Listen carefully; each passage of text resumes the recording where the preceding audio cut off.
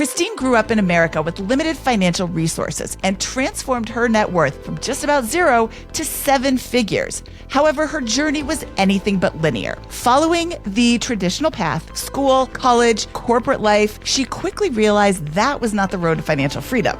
Instead, she set her sights on financial independence, pulling the retirement finish line much closer, just 5 years away, using real estate as her vehicle to freedom. Christine is here to share how she broke free from the conventional system and built a life on her terms. Christine, thank you so much for joining me today. Thank you so much for having me on the show, Mindy. It's such a pleasure to be here. So when did your financial journey begin? Like how many years out of college and what approximate year? I would say it was my daughter's birth in 2015 that marked a really pivotal moment for my financial journey, because before she was born, I had really bad financial habits. And growing up, I inherited a lot of misconceptions actually around finances. So between the bad money habits and the misconceptions, it just wasn't a recipe for financial success. Now with the added responsibility of providing for my little tiny human being, I felt this newfound motivation to change my financial habits and start making more intentional decisions around money. I love the I word, but before we jump into that, I want to know what some of these bad financial habits and misconceptions were. In terms of bad money habits, I would absolutely overspend how much I had. If I had $10, I already spent 15, and I ended up in so much credit card debt. And then in terms of the misconceptions around finances, I only later learned about, your money making money for you versus back then, it was always just you work hard for your money. You need to save all your money in order to be okay in retirement. It just was not the case at all. I actually ran a calculation that completely changed my life and really opened my eyes to the fact that just proving that saving was not going to be it for me. So what was this calculation? Was it just like an Excel spreadsheet sort of thing, or was it like a calculator that you found online? It was just me and my calculator. So when I got my first job in corporate, I just arbitrarily had it in my mind that by retirement, $1 million was going to be my target retirement amount. I was saving $300 a month. So I ran the calculation of $1 million divided by 300. And you guys can run this on any calculator. It will give you the same amount. But I was just trying to figure out how many years it was going to take to achieve that $1 million. And it was several hundred years. The first time I ran the calculation, I'm like, I think I did my math wrong. Let me do it again. Same number came out. Then the second time I said, okay, well, I'm only doing 300 now. What if I doubled that amount and I did $600 a month? Like I still needed to live over 100 years in order to be able to achieve $1 million. So that was also a very eye-opening moment of saving is not going to be the way to go. So when you say you were saving, where were you putting your money? Was it just in a bank account? Yes, it was just in a regular bank account, not a high yield savings at all. And I think the earning was less than 1%. Wow. Yeah. So you're essentially, all the money is just whatever you're putting in there, because compound interest doesn't really have much effect on $300 a month over the course of 100 years when it's just making less than 1%. Exactly. So where did you learn about this concept of investing and money making money? Like, did you read a book or did you find something online? My journey has been very non-linear, I would say. There were different moments like my daughter's birth that would spark motivation. I'm like, yeah, I want to do this. I want to become more financially independent. I want to achieve a certain amount. But over time, I started doing things a little bit. I started trying out different strategies, talking to different people, but I personally learned best from doing and putting the action in. So that's what I did. And I would start small. So something like investing, I actually started with a weekly allowance to myself of $25 to invest into the stock market because I wasn't sure what to pick or how much to put towards it. So it was like I started in the Robinhood app, and it was, okay, well, the analyst said buy this, and they recommended 95%. They do this professionally. This is their job. So if they recommended it by 95%, oh, here's $1 here, $5 there. And then I just tested it. I just tested the strategies. I love that you're testing these strategies with $1 or $5 when all of those meme stocks blew up like GameStop and AMC. And I would see all these people commenting, and it was clear that they didn't have any experience with investing. I didn't invest in any of the meme stocks because I don't invest in individual stocks anymore. I'm moving from individual stocks to index funds, but I would watch these people. I put a mortgage on my house so I could buy it because it's going to go up. And I was like, that's not how investing works at all. All these people who were taking money out of their retirement accounts, their 401ks, getting loans, payday loans and mortgages against their house to put it in meme stocks really, really freaked me out. And unfortunately, it turns out I was right, which doesn't help anybody. So I love that you were putting in, $1, $5 bets on these ideas that somebody who it's their job, they're an analyst. Did you have any successes, or was it all kind of like, ooh, I'm glad I only put $1 into that? I encountered more losses than I had successes at the beginning, but that's what those smaller amounts and those like trials were for. It was for me to really learn about also my investment preferences, because starting out, I really didn't have any. I was just in it to make my money make money. That was the only goal. But I think at the beginning, putting the $1 here, $5 there, and then watching those amounts tank, not realizing that's just what the stock market does. They go up, they go down, and it's just part of the cycle, and that's normal. I felt like I was on this emotional roller coaster ride. My mood was based on whether or not the market was up or down that day. There was a lot more losses that I was taking during those initial months before I started to determine that, you know what, I really like my steady Eddy ETFs. They consistently perform. No, it's not, I put $100 in today and next month it blows up and I earn like maybe 87%. I'm fine with that.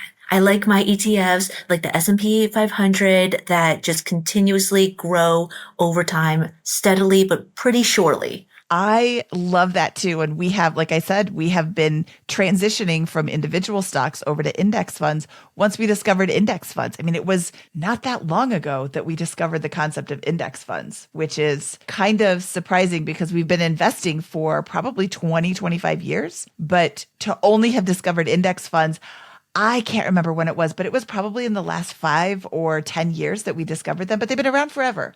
But anyway, it doesn't matter when you discover it. It only matters that you discover it. Do you still invest in the stock market? Absolutely. I love that. So how did you discover the FIRE movement, the financial independence, retire early concept? I discovered FIRE between 2021 and 2022, but I would say that my journey to becoming work optional began earlier because during the COVID lockdowns, I was at home with 3 kids working remotely, and I work in healthcare. So it was a period of time when we were dealing with a lot of changes and given very, very short deadlines to implement said changes. So even though physically I was at home, mentally I was getting pulled into 20 different directions, and the experience just made me realize I wanted to own my time so that I could be more present for my family. I love that. I think that is where people should be when they're focused on FIRE or their journey. So many people that I meet are focused on retirement. I can't wait to quit my job. I hate my boss. I hate working. That's not what it's about. If you're focused on that, then once you get there, what's next? Just like traditional retirement. Oh, I'm just going to retire. Well, what are you going to do? You need to have some sort of plan. And that plan can be continuing to work. I'm financially independent. I still work. It's because I enjoy it.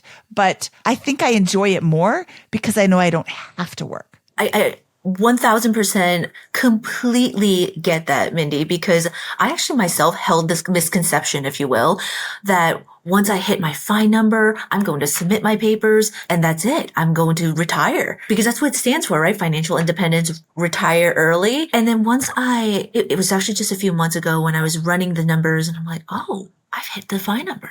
I've achieved it. But then I asked myself, well, what am I going to do? I don't want to quit work right now. And I think it's the power of the choice behind it. Like I'm good at what I do. I like what I do. I like the mental stimulation. It's a choice. I want to stay working for as long as I can and as long as I want to. But when the moment comes of I don't want to do this anymore or I need to step away from W-2, I can and not worry that financially it's impacting me in some way. Yeah. And having the option is so powerful. You can choose, I actually do like my job, I'm going to stay. Or, you know what? I'm going to go and do something different. It doesn't have to be quitting work altogether, although it certainly can. I know there's a lot of people in the FIRE movement who are working till they get to a point where they can quit their job so they can go travel. Traveling the world and working full time or even working part time are not really all that conducive. So whatever your journey is, whatever your end result is, having a goal is so helpful to keep you moving towards it. So did you have a specific FI number or did you have an age that you were considering? Because I know you said $1 million originally. So I had the FI number in mind and the year I would achieve it by, just so I gave myself a target date so it wasn't forever, but I didn't have the age set per se. My goal, I remember when I was on maternity leave with my daughter, my goal was $25,000 per month by 2025. And this was just based on my own earnings. It excludes my husband's earnings. But it was 2015 on maternity leave. And then I discovered BiggerPockets. And at the time, I actually had less than $1,000 in my own bank account. That's how much I struggled to keep money in the bank. But I was so motivated by others because they're sharing how they use real estate to become financially free. And I don't remember running a specific calculation to how I landed on $25,000 a month, but that's just like the target I set. And I would say currently I'm at 88% of that target. Oh, that's awesome. And that $25,000 a month is income from your investments. Correct. Wow. So what are you investing in that is giving you this kind of income? Each year I max out my accounts through my W-2. I invest directly also into the stock market separately. There are rentals of my own that we hold both in Cleveland, Ohio and Brooklyn, New York. And then I'm also a partner in 5 boutique hotels. Okay, I am hearing so much about boutique hotels lately. Would you quickly explain what a boutique hotel is? I would say boutique hotels, like these are not the Hyatts and the Marriotts that, they're not the big hotel chains. These are independently owned hotels. Most of these buildings that we have are less than 40 doors each, but they're smaller scale, but they're still in the hospitality industry and we still have guests that check in, check out. So is this like a luxury hotel? Some of them are just, regular, more like catered to experiences, I would say. Okay. How did you get involved with boutique hotels? I wasn't actively looking for boutique hotel investments, but beginning of 2024, my original goal at the beginning of 2024 was I was going to expand my rentals portfolio and I was going to start doing that out of state. That was the whole focus. And I crunched numbers on different multifamily properties for months. It was sometime in end of Q1, I got really frustrated because I had not yet found one property that I was going to add to my rentals portfolio. There were a ton that made sense financially and numbers wise, but my bid wasn't accepted. And so I honestly, out of frustration, I was venting to one of my fellow real estate investors and telling them, I've set all this money aside and it is parked there, ready to expand all the rentals portfolio, and it's sitting here doing nothing. It's not working. And 3 months of my money not working for me is frustrating. So I said, what can I do? And she directed me to a partner who she knew was raising funds for her boutique hotel. And that's where the conversation started. It was a Friday afternoon. And by, I want to say 8 o'clock that evening, I was on the phone with the partners, going through the investments. And that started the round for the first 4 hotels. Okay, how does a boutique hotel differ from a syndication, or does it differ from a syndication? For this particular one, it's a boutique hotel syndication. Okay, so investors pool their money together and buy a property. Was it operating as a hotel and then they just rebranded it, or was it a different type of property altogether and they turned it into a hotel? These were all independently owned hotels. They were acquired using funds from the syndication and then poured a lot of value into it by renovating it, really refining the operations. Even at the time of purchase, they had already appraised for much more than what they were already worth.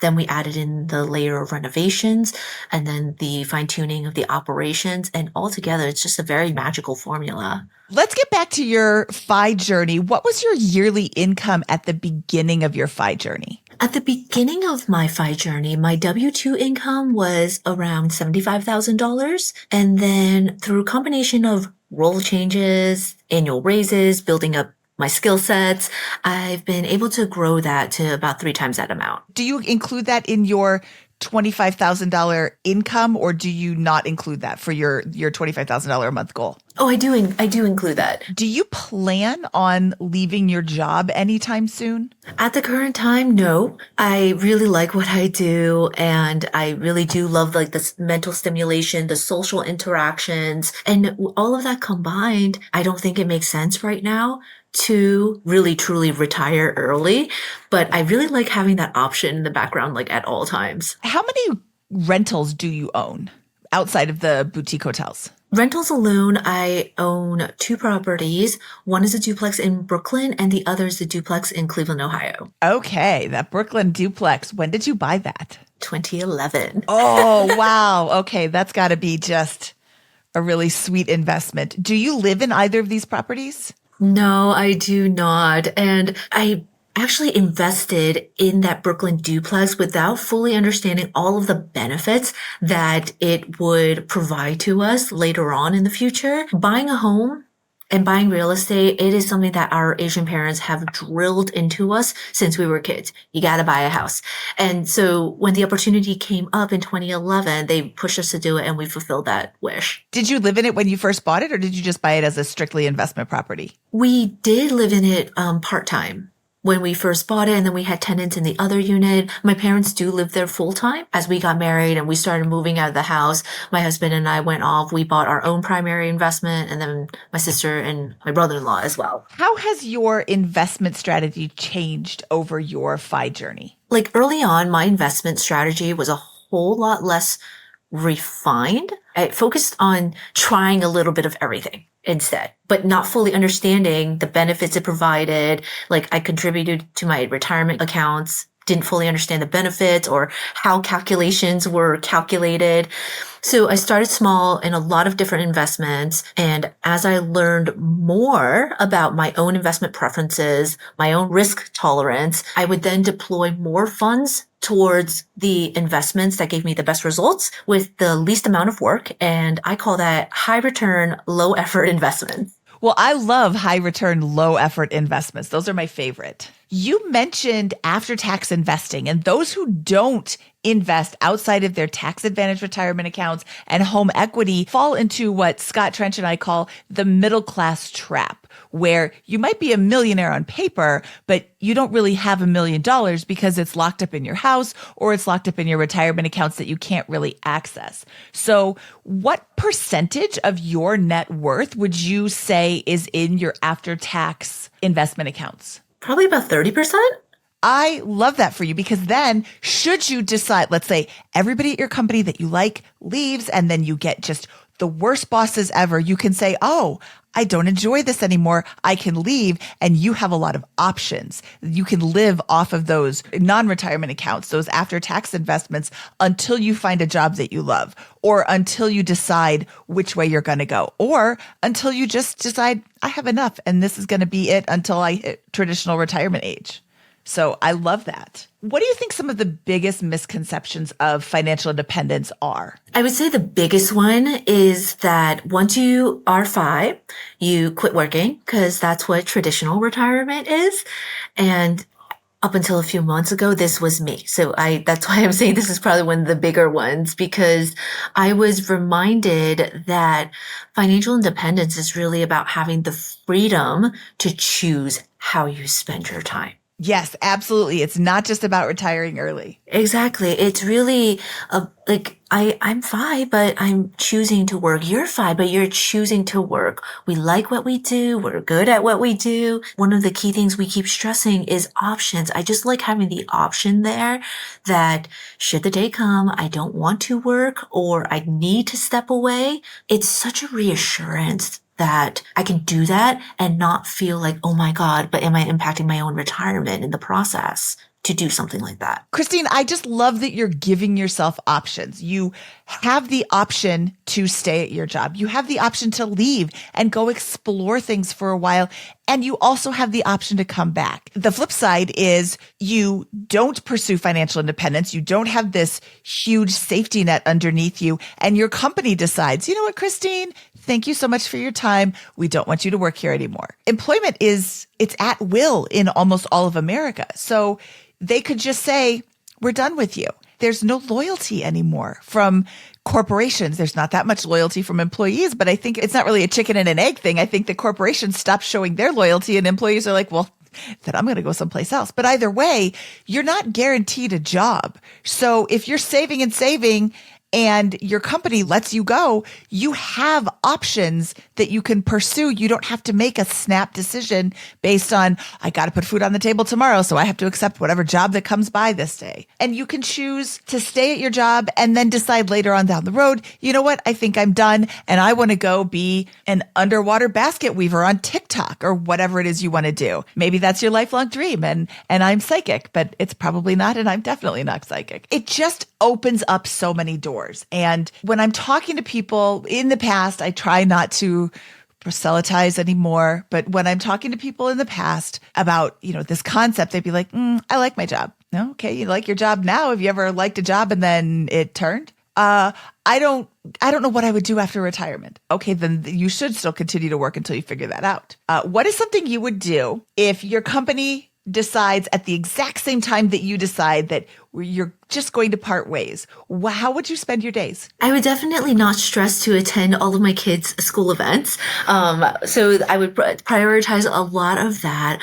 I spend my days, I love gardening as well and growing our own fruits and vegetables. So I would be tending to that a lot. I would love to pick up some power tools and just start doing all of the projects I envision around the house. I would definitely continue my work through Compounding Penny, where I am promoting financial literacy and sharing a lot of the money mistakes I made and the money moves I'm currently making. I love that mentality because sharing the money mistakes that you made is so helpful for other people who are either currently in those mistakes or trying to get out of those mistakes, but feeling like they're the only one because we don't talk about money. I mean, I do. I talk about money all the time, but in general society, you don't talk about politics. You don't talk about religion. You don't talk about money. So for people who are struggling, there's this huge amount of shame. Oh, I should have known. Why should you have known? Did you take a class in college? Did you take a class in high school? Did anybody ever talk to you about money? Did your parents talk to you about money? No. So don't feel bad. Don't feel this shame. Listen to people and the mistakes that they made, because I can guarantee whatever mistake you've made, somebody else has also made it too, or a lot of somebody else's have also made it too. So sharing the not so rosy picture is so helpful. What is Compounding Penny? Compounding Penny is the company that I started to teach people how money works, money moves that I'm currently making that are really working for me. And I share a lot of my insights into why I'm doing certain things. To your point that we don't talk about this, Mindy, I started Compounding Penny because as I learned more about money and how money should be working for us, not necessarily exchanging our time for money, everything I was learning, I'm like, why weren't we taught this in school? Why are you teaching me the Pythagorean theorem, which has no relevance to my life as an adult, but you're not teaching me money? And I really didn't feel okay with that, especially as someone who grew up in a household and, my parents did share a lot of money talks with me. I think that there's this perception out there that parents should be the ones responsible. But if the parents didn't learn money and they're just passing on their misconceptions, that's not a good formula either. So for anyone who wants to follow along, for anyone who wants to engage and is curious about learning, I wanted a way to share with them what I know. That's awesome. I love that. That's exactly why I started this podcast, because I have all this information. If I keep it to myself or if I share it with others, I still have this information. So it's not like I tell somebody and then I don't know it anymore. Share as much as you can to whoever you can, as long as they're interested. I learned that lesson too. I'm always interested, Mindy. You can always talk money with me. Yes, money nerds unite. Yes. All right, Christine, what advice would you give to somebody who is just starting out on their financial independence journey? You can do it. You can absolutely do it. And I know this with every cell of my being. I am living proof, along with many others. Having grown up on food stamps and inheriting flawed money lessons, that's not the straightforward formula to achieving a 7-figure net worth. The key, take consistent action, be willing to pivot when you need to. If you're just looking to become financially independent, mentally, you gotta be there. You gotta believe that you can. That's step 0 always. It's mindset. Don't let the fear or uncertainty hold you back, and just start. Just start, and you can do it. You can absolutely do it. I love that, Christine. Thank you so much for sharing your story, and thank you so much for your time today. This was a lot of fun. Where can people find Compounding Penny? I'm super active on Instagram, so we can connect there. And my handle is Compounding Penny. For those who want deeper insights on the money moves I'm making, I share this all through a weekly newsletter. So I'll link that for you guys to subscribe. And then you can find me in the BiggerPockets community as well. All right. If you liked this video, please click the thumbs up and don't forget to subscribe to this channel for more inspiring fire videos just like Christine's. This is Mindy Jensen signing off.